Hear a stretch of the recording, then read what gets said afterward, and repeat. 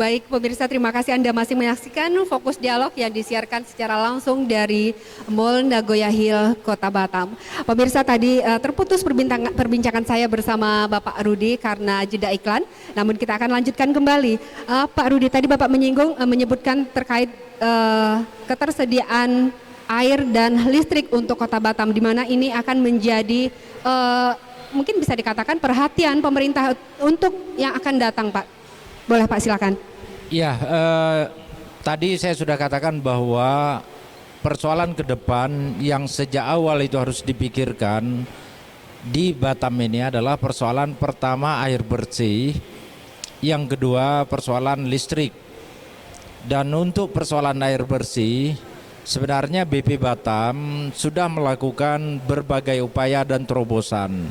Jadi kalau di Batam ini, Dewi, itu tidak dikenal namanya PDAM, tapi di sini lebih dikenal istilahnya SPAM, sistem pengelolaan air minum.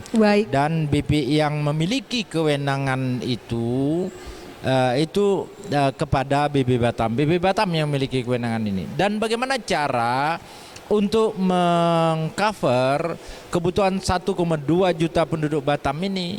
Itulah sebabnya dari waktu ke waktu BP Batam selalu melakukan pengembangan, ya tentu aja berdasarkan sinergi atau saran masukan dari pemerintah Kota Batam, DPRD Kota Batam. Sampai sejauh ini kita memiliki 8 waduk. 8 waduk itu kapasitas airnya kalau saya tidak keliru kurang lebih 50-an juta kubik, 40-an juta kubik. Dan yang diantara itu masih ada satu yang belum operasional, yaitu waduk di Sungai Gong. Ke depan di Tanjung Piayu itu akan dibangun lagi waduk di Tanjung Piayu, namanya waduk waduk Tanjung Piayu. Dalam perencanaannya itu kapasitas debit airnya sekitar 11 juta kubik. Nah, kebutuhan ini dalam proyeksi kita sampai dengan 20-30 tahun ke depan tidak ada persoalan.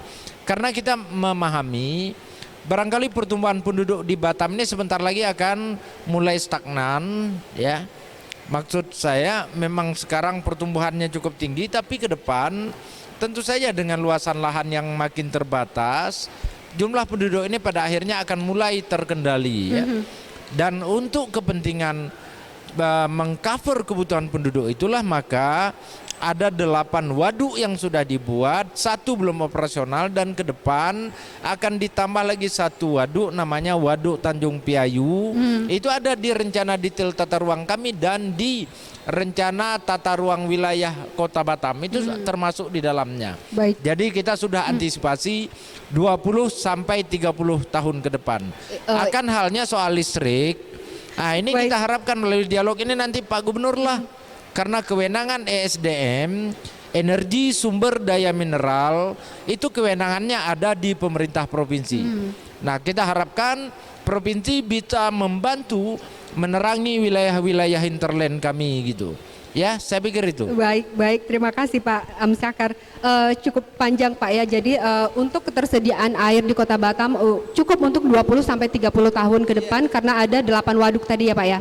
Ada 8 waduk. Baik, mungkin saya ke Pak Kamaludin, Pak, terkait dengan ketersediaan air dan juga listrik untuk Kota Batam, apakah ada masukan mungkin dari legislatif kepada eksekutif, Pak, kepada pemerintah Kota Batam ini? Pak Kamal, silakan Pak. Ya, terkait dengan ketersediaan air minum atau air bersih dan listrik, kebijakannya kan tentu kalau listrik di gubernur ya. Kalau untuk air bersih, untuk stakeholdernya ada di BP Batam. Kami dari DPRD Kota Batam memberi semacam masukan atau saran agar tidak ada kendala di kemudian hari terkait dengan ketersediaan air bersih.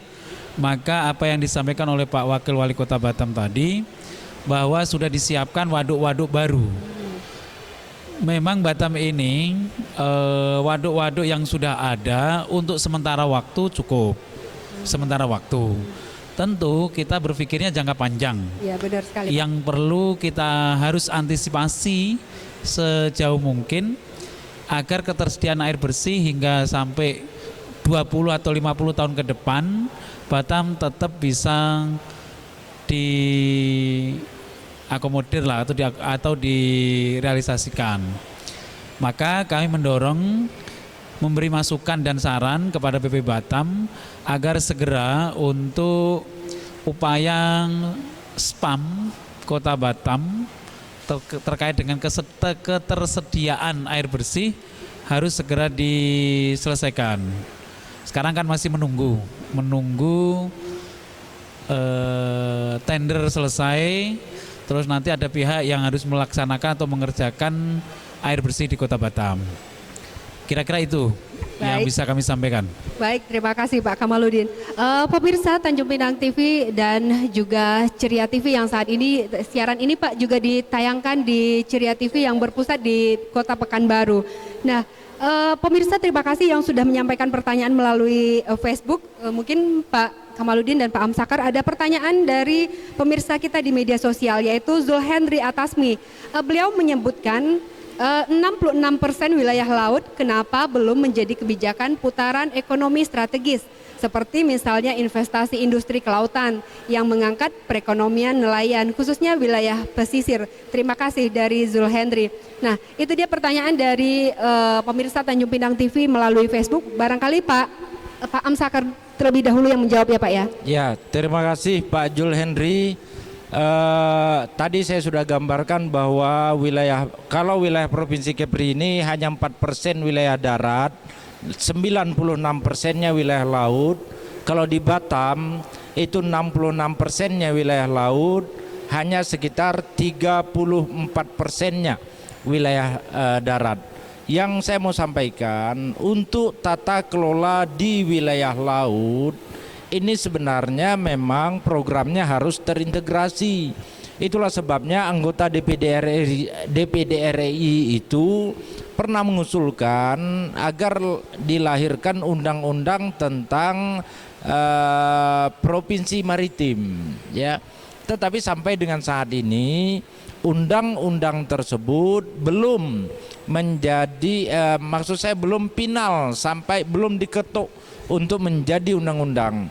Itu yang pertama. Yang kedua, wilayah laut 0 sampai 14 mil itu kewenangannya ada di provinsi. Selebihnya itu kewenangannya di negara. Maka juga provinsi harus memberikan atensi untuk hal yang seperti ini. Maksud saya dalam perencanaan kabupaten atau kota, kecuali untuk memberikan perhatian terhadap nelayan, karena nelayan itu nelayan kami. Tapi ketika wilayah laut akan dilakukan perubahan peruntukan dan sebagainya, maka itu sudah menjadi ranah kewenangan provinsi.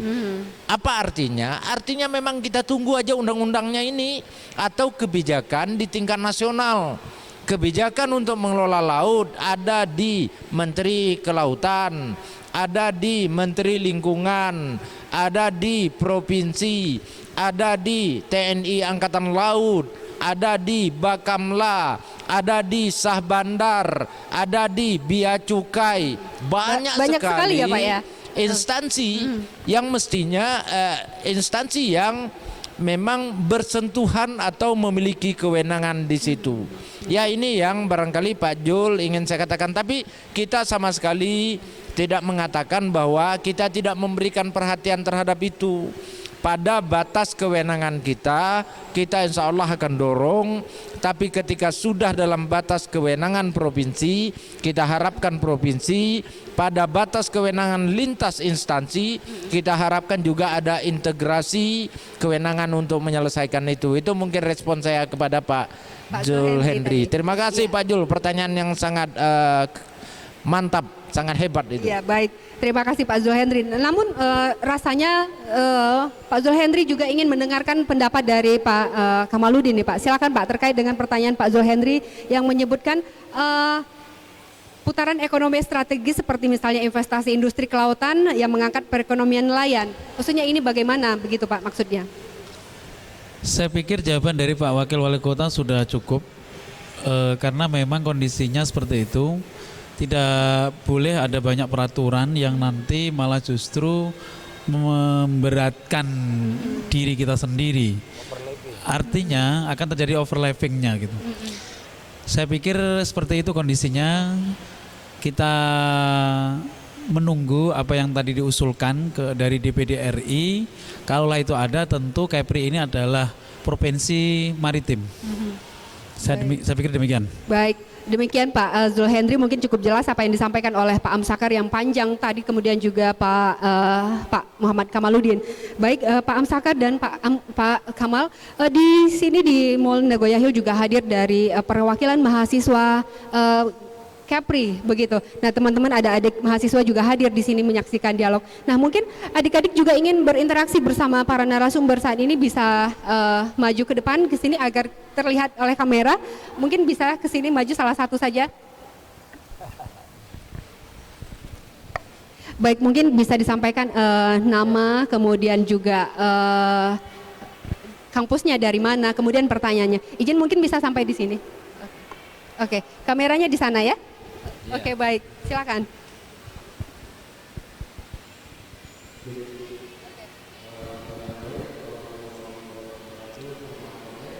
Waalaikumsalam warahmatullahi ya.